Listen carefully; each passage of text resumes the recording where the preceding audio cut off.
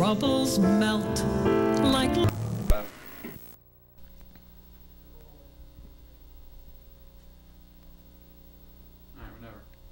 Oh, we're rolling? Yeah. Hello, and welcome to There's No Time to Exercise. My name is Chris, and along with Andy, Eddie, and Jared today, we're going to be exploring the outer reaches of comedy. We'll begin with sort of a manifesto explaining what the function of the show is, and we'll follow into different variations of skits and other anti-humor, anti-jokes, basically taking traditional humor and trying to subvert it, but in a way that's still funny. Sometimes it will be, sometimes it won't be. So first, to sort of explain the aesthetic in more specific terms, we'll begin with a manifesto of what this show is trying to do. All right. No. Rolling? Rolling? Whenever you're ready. Okay. There's no time to exercise. A manifesto. Laughing little words, the joke, an abused and unsuspecting prison. I write humor because I'm not able to communicate through any other means that is better. I write scripts with my colleagues, offer suggestions for interpreting the scripts, and then share the burdens of recital. I, alas, am a comedian too. A comedian generally performs what is written, which is most often not by one's own hand.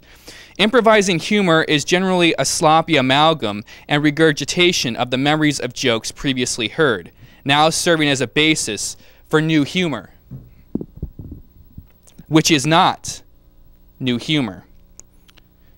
New humor is not simply what is written today, or yesterday, or within the past 10 years. New humor must seem weird at first. For if something new does not seem weird at first, it is probably not that new.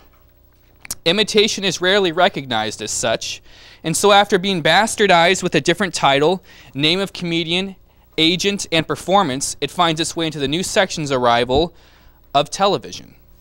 And quite often, onto the stage of the stand-up comedian, the most disgusting and uninspired stage in our great country. And so the unsuspecting audience hears the same joke over and over and over, excited by bits with their familiar twists and outcomes, comforting anecdotes and contrived humanness. The comedic avant-garde is incomprehensible. The new form is found confounding and formless. The misplaced punctuation, pretentious and absurd. If comedy does not immediately reveal itself after it is uttered, it fails with its purpose and purposelessness. I say the 20th century comedian is dead. Let us leave its penitentiary corpse in a rerun television program, where it can still be an inspiration, but now write a new episode instead of the same episode as our own contribution. Let us no longer watch stand-up for guidance, but for reference. We will create new humor, and with it, new phrases, language, images, laughter. I have heard too much to listen and perform and know the punchline. The exhausted convention and prison of the comedian. Perhaps the joke is dead. After all, it is told and not telling.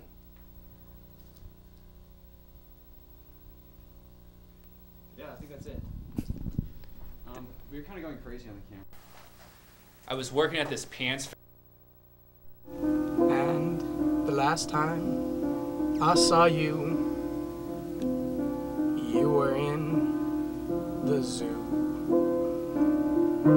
Playboy is what you said to me, and I grabbed you by the arm and said we should go make love, and I jumped onto the bike and we rode through the fields of love, and we rode through the fields of youth, and then we cried 'cause we made love, and it was then that I remembered you were the best, and you were my only love, and you was what kept me here, and you is what what made me here, and I just can't live in a world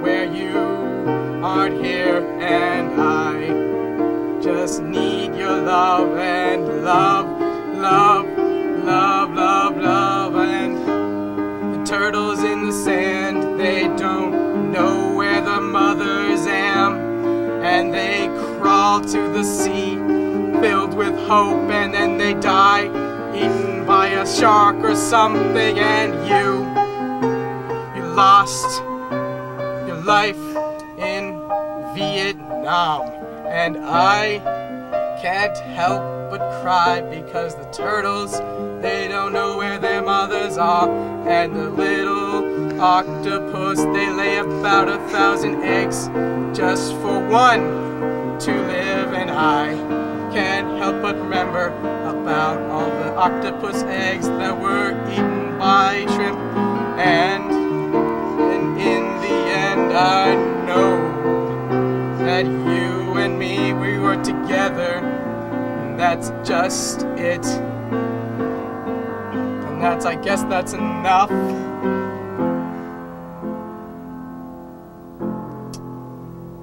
Us.